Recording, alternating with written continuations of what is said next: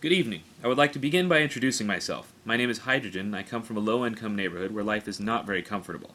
I've stolen many things and been involved in many altercations, most of which have ended in gunfire.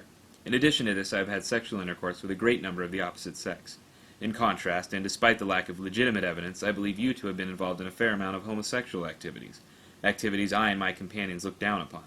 I am so much stronger than you, and my powers of rhetoric so much greater than yours, that you could employ an army of some sort to aid in your fight with me, but I of course would prevail, because I am stronger than you. I'm sure I needn't remind you of my place of birth, wherein, as I explained before, the living conditions are much worse than in your aforementioned city of residence. I would like to stop here for a moment and remind you that I am in fact orating with little or no prior preparation, an act commonly referred to as freestyling. Once again, and I think this bears repeating, I would like to restate my claim that I am in fact much stronger and have endured a larger number of hardships than you. Hardships which have left me with an aggressive behavior and an imposing demeanor which I believe frightens you. I know of a woman with whom you have had sexual intercourse. I too have had sexual intercourse with said woman, and she complained to me of your less than exemplary performance in bed. She went on to explain to me in graphic detail the dimensions and particulars of your genitals, and I tell you what she said was not very generous, sir. In conclusion, I would like to leave you with a brief summary of my argument.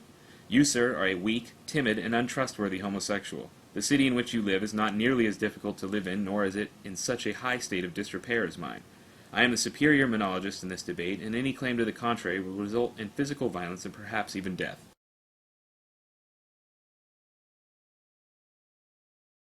And a good day to you too, sir. I would like to rebut your previous claims in an improvisational and rhythmic manner. I was given the name Boost by my peers. The alleged facts you've uncovered in regards to me are unfounded and without merit. My birthplace is not only vastly inferior to yours, but my neighbors are also much more resilient. In terms of your claim to my sexuality, Sigmund Freud theorized that in some cases the semi-conscious mind manifests repressed desires, therefore leading me to believe that you, sir, are indeed the homosexual. In fact, I once had a romantic rendezvous with your biological mother, in which fellatio was performed forthwith and without explanation. The encounter lasted several hours, and many unspeakable acts were implemented. I paid her for her services, and no subsequent contact, either verbally or physically, has been made. I brandish a 9mm pistol, which I stole from a man involved in a gang-related turf war. I fired the pistol several times, and in some cases critically wounded those with whom I was in contest with. I would like to inform the audience that I engage in the sale and consumption of illegal narcotics on a regular basis. Speaking candidly, I am in no form intimidated or fearful of your actions, as I have been involved in countless altercations which have ended less than favorably.